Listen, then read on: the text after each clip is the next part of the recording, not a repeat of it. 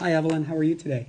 Good. All right, let's break this down. First, we're going to go ahead and show your 4 strokes at normal speed, and then we'll break it down a little bit.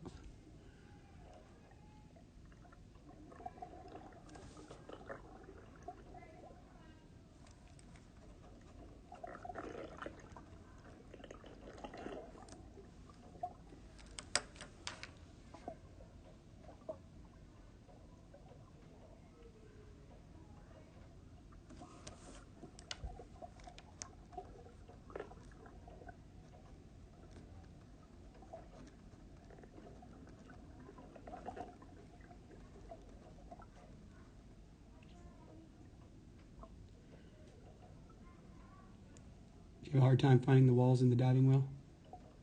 No. No? Because I know we don't have flags.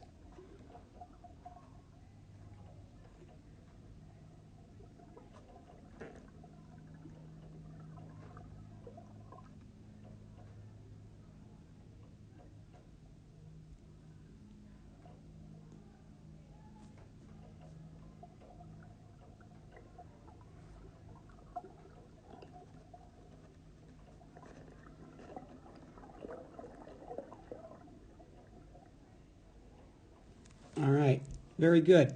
Let's go ahead and start with the butterfly. Now, first off, just as with many of the other teammates of yours, we want to make sure that the theme is always tight streamlines when you push off a wall. The rule is before your feet actually depart from the wall, at that moment right there, you want to be in a tight streamline. Now this butterfly one is a semi-good streamline. You could probably tighten up the shoulders a little bit near the ears or just behind the ears. As we'll see on the other streamlines coming up, they get less and less sharp. So just make sure in practice as you're doing 50, 60, 80, over 100 streamlines a day, make it your goal that every single streamline, every single push-off is the best one you could possibly be. It really pays off big when you go to swim meets, and you'll drop a lot of time as a result, okay? Mm-hmm. As far as the actual fly goes, very nice fly kick. You have an excellent fly kick. It's strong. You're starting it from the core, and it rides all the way down the legs.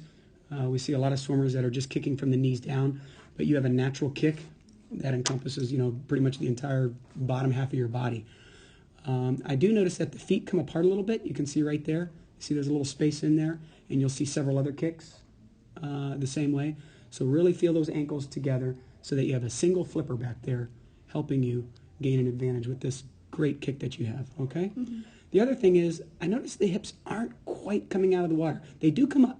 You got a pretty nice hip there that comes right to the surface, but we'd like to see those hips actually come out of the water as much as possible. Right now, they're coming to the surface, but we want them to actually come out of the water the best that you can. And sometimes you can just feel them. You just have to work at it. Maybe tighten up these core muscles a little bit to push those hips up and feel that kick working for you so that you don't have this body position that is slightly angled downward. This is a little bit of a sink, okay? Mm-hmm. As we move on into the turn, one thing I do notice is about your elbows. They're pretty good on fly. They're fairly high. You see a little bend right there. That's the power phase of your pull. So you see with the elbows looking a little bit like this, then you can see the power going of the water being pressed right into your forearms and the wrist area. And that's what we're looking for. So you have pretty good pulls. You seem to extend them all the way through. I haven't filmed you above water on butterfly yet, but we'll make sure that we look at your recovery to make sure that your arms are wide and your shoulders are near the surface. But we can't tell underwater here. But all in all, you have a really good fly.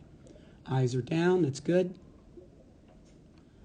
As we head into the backstroke, see the feet coming apart there again. Let's see if I can. Right there. It's just, you got to really tighten up that kick, okay? Okay. Backstroke. High elbows, decent pull. Look at the way they bend right there. That's a really good scoop for backstroke. You have a very good kick. It's steady. I think you could probably use your kick a little bit better. Maybe tighten up the oscillations, or you see how far apart your feet are coming apart? Mm-hmm. See that? It's a good kick, but maybe if we can kind of lessen up the space, maybe not let the feet come that far apart. So just make your frequency or your oscillations, the distance between your feet as they're kicking, a little bit smaller, okay, but it is a very solid kick. Also, I noticed that your hips are sinking a little bit. If we can push those hips up, again, just like fly, you've got a little bit of an angle here. If you can take your neck and lean it back a little bit, maybe have the water closer to your goggles, feel your head submerged in the water during backstroke, and then push those hips up, and maybe you can get your body to be a little bit more horizontal, okay?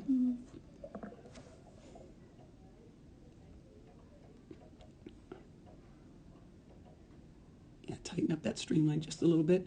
See how you're exhaling through your nose with that stream of air? That's very, very good. So your body position is very, very nice here as you come off the wall.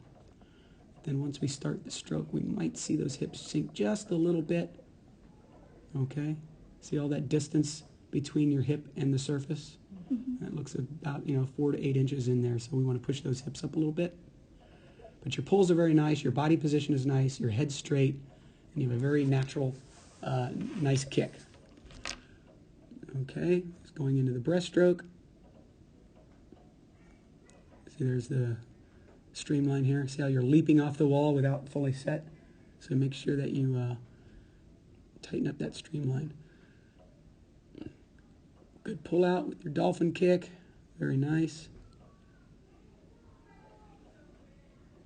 I like the way you're reaching for the wall.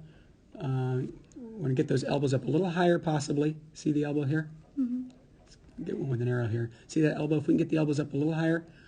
And it goes back to the way you first start your pull. I think when we filmed you straight on, what we wanted to do is we wanted your hands to press out a little bit, just a little bit wider, kind of like when you start that song, the YMCA song, where the Y, you know how your hands go out? Yeah. Just a little bit more than what you're doing now. And then when you go into your scoop, you'll be able to push your elbows up a little bit, but I like the strike. See how you're aiming for the gutter?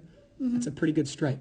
Your hips are sinking down a little bit. Your kick is finishing in this downward angle. See how you're finishing down? If we can get that kick to finish that way and just be mindful in your body or in your mind how your body is situated in the water. We want to keep those hips and that kick up so that we get more horizontal, okay, with the surface. But you definitely have an angle here with your body. Let's take a look at this second lap. It's a little bit better streamline. See your fly kick, your feet came apart a little bit. All right.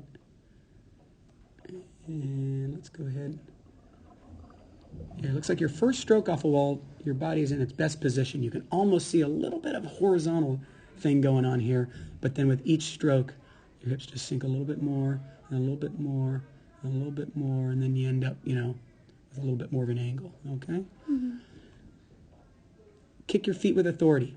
When you're done with your kick, bring them together. Don't let them hang out there. See how they're just kind of dangling? Yeah. Squeeze them together. Get all that water out between your ankles, okay? And that'll give you a much stronger breaststroke. Now we go into freestyle. Little bit of a dropped elbow, not as bad as what we see with many swimmers your age. With your experience, we usually see swimmers with tremendous elbow drop right in here. And you can see just how the elbows kind of leads a little bit. You see right there? If I drew 2 lines, your arm would be in a shape like that. That means your elbow's dropping just a little bit. Just a little bit. We want to feel those elbows high and almost feel like they're pointed upward. So when you go right into this pull, you're grabbing all that water with your forearm and your wrist. Okay? It's not bad. It's just something to be aware of, and we'll do a lot of sculling drills so you can work on those elbows, okay? Which is what we've been doing lately, right? Okay, good. Do you have any questions? No. Good. Was this helpful? Yeah. All right. We'll post this